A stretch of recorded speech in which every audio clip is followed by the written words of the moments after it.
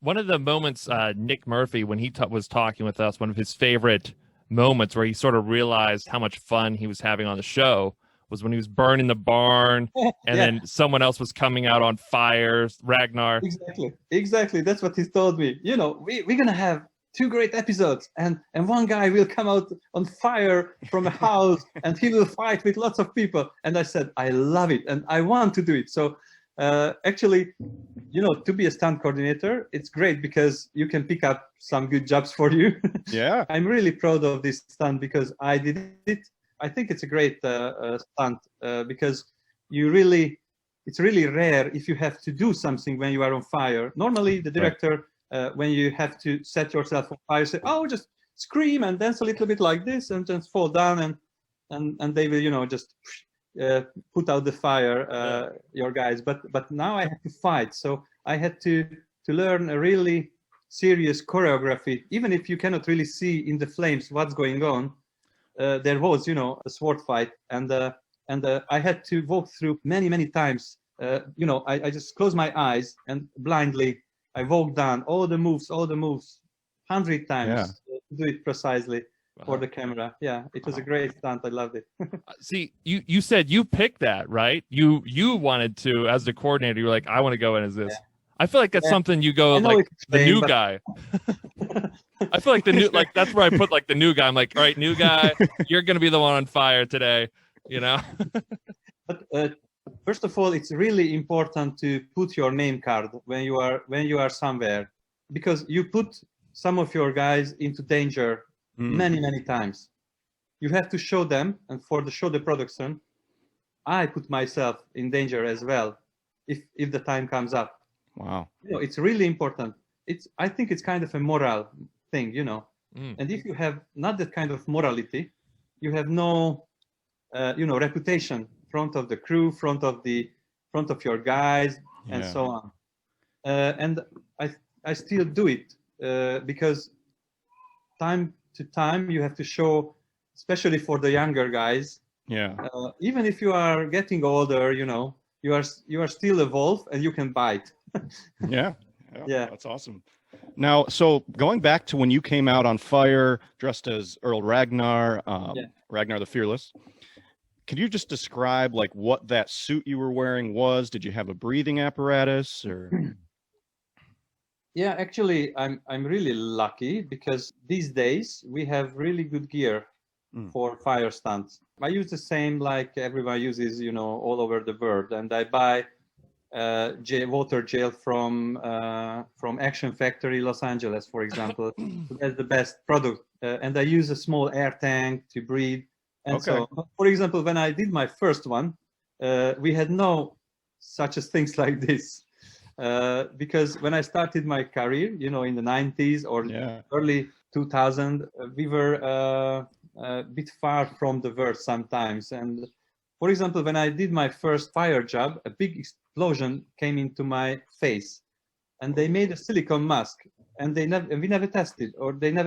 We just asked the guy who gave us the mask, do you think it will protect us from the fire? And he said, yeah, I think so. And we put the mask on, and we really hoped he's right. And he was right, as you can see. Many things like that.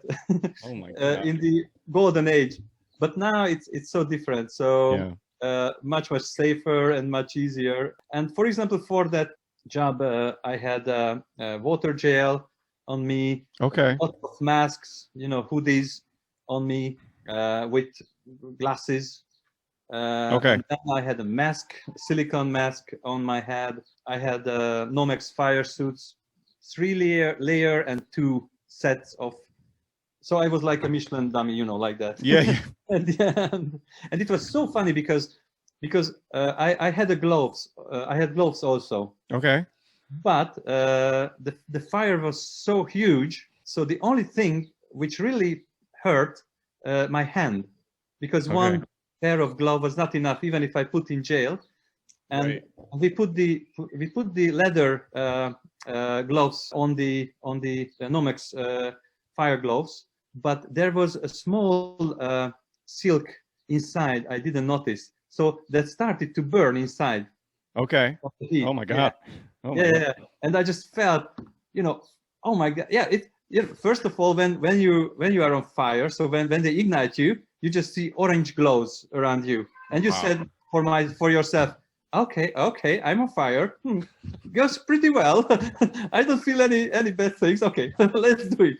And you go and you do your job, and then you just start to feel the heat because it starts to come through the clothes. And at the very end, I really felt the heat on my hands, and I was so angry. Oh shit! I must do that because I cannot lay down. I didn't finish my choreo. Right. Then I just okay.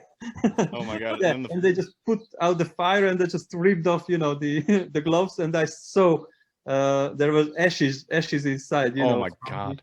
Still, yeah. That's Actually, crazy. It was a mistake from me as a stunt coordinator. I should notice that earlier. I got you. Okay. Yeah. And how many takes of that did you have to do? Only one. Oh, it was only one take. Yeah, okay, yeah, and you yeah. got it. All You right. nailed it. Actually, there was one other guy, my good friend Peter Katona, and he did also the same gag. So Okay. if you watch that footage, that's two guys. Oh, okay. So the guy who comes out of the door, that was Peter. Okay. And the guy who is fighting, that was me.